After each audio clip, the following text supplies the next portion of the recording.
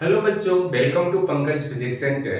पिछले क्लास में आप लोगों से हम डिस्कस किए थे कि एब्जॉर्प्शन होता क्या है ना, रिफ्लेक्टिविटी क्या होता है, ट्रांसमिटिविटी क्या होता है। इन सारे टर्म के बारे में हम डिस्कस कर चुके हैं। यदि आप उन सारे वीडियो को नहीं देखे हो तो बच्चों लिखना यूट्यूब पे पंकज फिजिक्स सेंटर और रेडिएशन पार्ट 2 लिखना, और वो पार्ट 2 में आपको हर चीज यहाँ पे मिलेगा। पार्ट 1 में और पार्ट 2 रेडिएशन का जो भी पोर्शन है आप वहां से देख के आइए, आपको आसानी से समझ में आएगा। आज हम डिस्कस करने वाले हैं बच्चों, पहले तो हमें किर्चॉफ्स लॉ ऑफ रेडिएशन पढ़ना है ना, किर्चॉफ्स लॉ ऑफ रेडिएशन।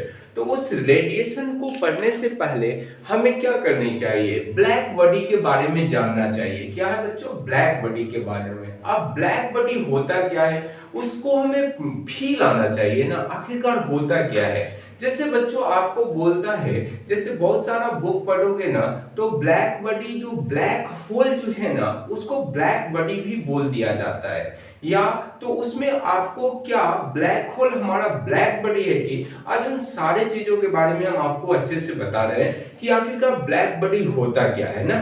तो देखना बच्चों, मान लो कि हमारा कोई बॉडी है जिसमें क्या है ब्लैक बॉडी, हम उसी को बोल सकते हैं जो हमारा बॉडी 100%, जो हमें इस बॉडी पर जो भी इंसिडेंट हो, रेडिएशन हो, वो 100% या ऑब्जर्व कर ले। और साथ ही साथ क्या करना चाहिए कि यदि रेडिएशन करने की बात आई तो 100% रेडिएशन भी कर दे, मतलब 100% ऑब्जर्व करे और 100% क्या कर दे, रेडिएशन कर दे, तब हम उसको ब्लैक बॉडी बोलेंगे। और ये आइडियल ब्लैक बॉडी की बात बोल रहे हैं ना। यदि आइडियल नहीं हो तो ऐसा नहीं हो सकता। यदि आइडियल हुआ तो बच्चों ध्यान रखना कि उसी बॉडी को हम ब्लैक बॉडी बोल सकते हैं जो 100% एब्जॉर्प्शन भी करे और 100% रेडिएशन भी कर दे, तब हमारा ब्लैक बॉडी होगा। अब कहोगे ऐसा क्यों, हम ऐसा क्यों बोल रहे हैं कि 100% रेडिएशन भी हो जाए। तो बच्चों एक बात गौर करो कि मान ले कि यह हमारा मार्कर है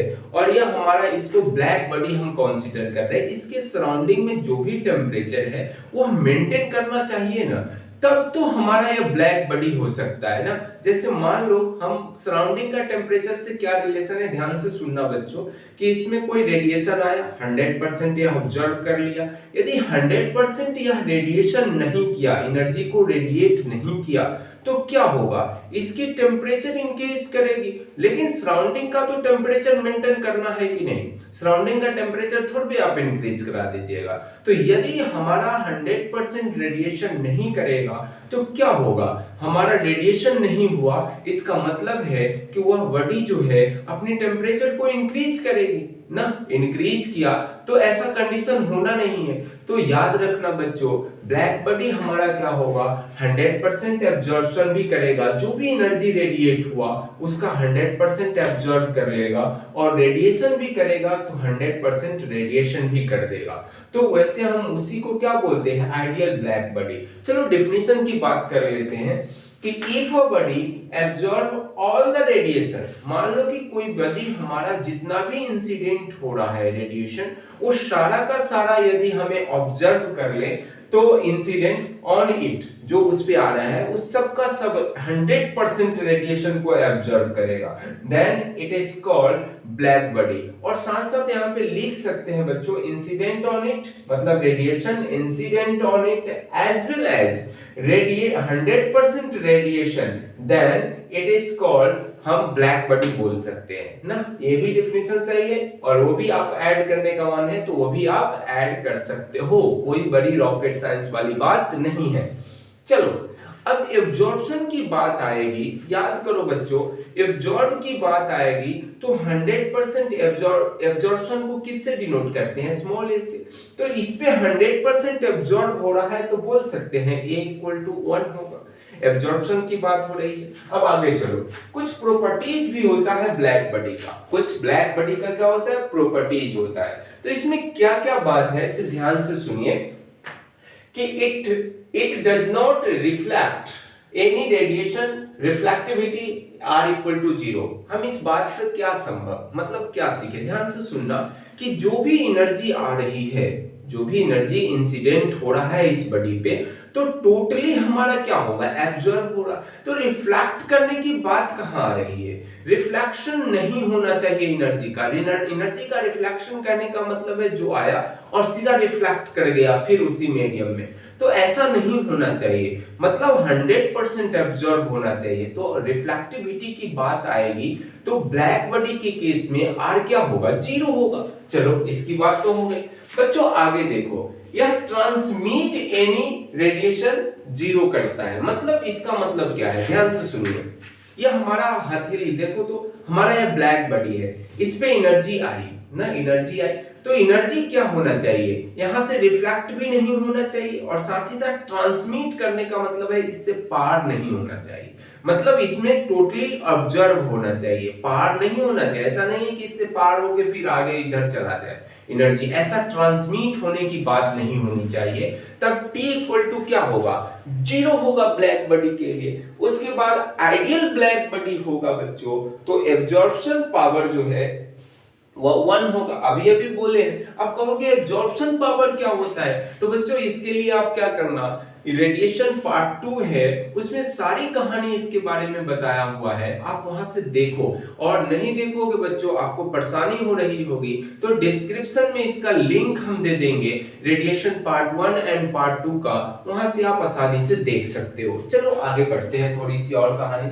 अब देखो sun is at a very high temperature. Sun क्या है हमारा, हाई टेम्परेचर है।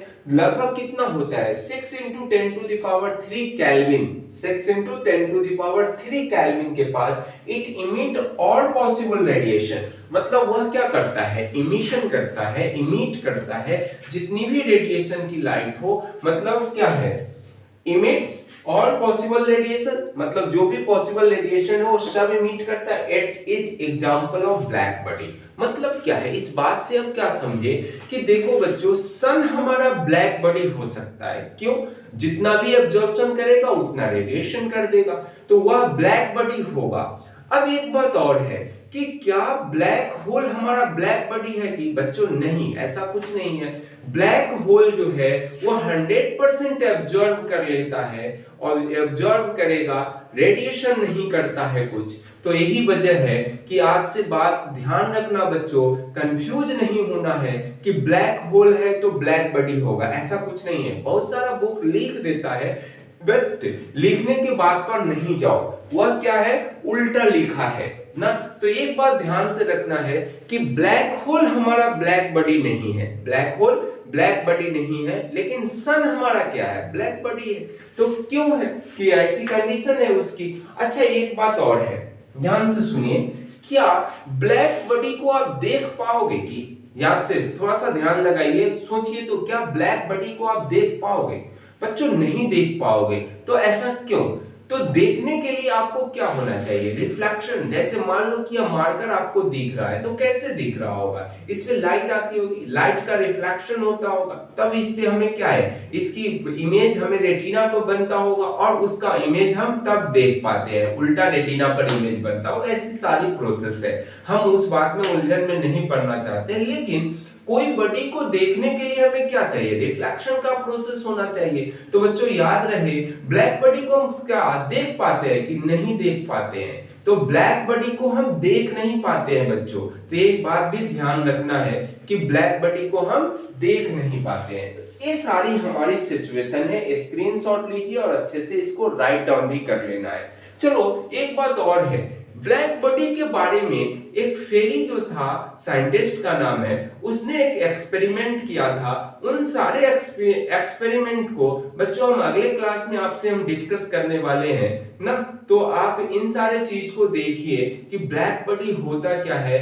रेडिएशन पार्ट 1 एंड पार्ट 2 में जो भी कॉन्सेप्ट आपसे डिस्कस किया गया है उन सारे कॉन्सेप्ट को देख के आए, ताकि आगे का जो टॉपिक है आपको आसानी से समझ में आएगा। तो फेरी का क्या एक्सपेरिमेंट था ब्लैक बॉडी के बारे में, उसके बारे में हम नेक्स्ट वीडियो में आपसे डिस्कस करने वाले हैं ना। तो इसका नोट कर लेना है बच्चों, अगले क्लास में मिलते हैं। That's it.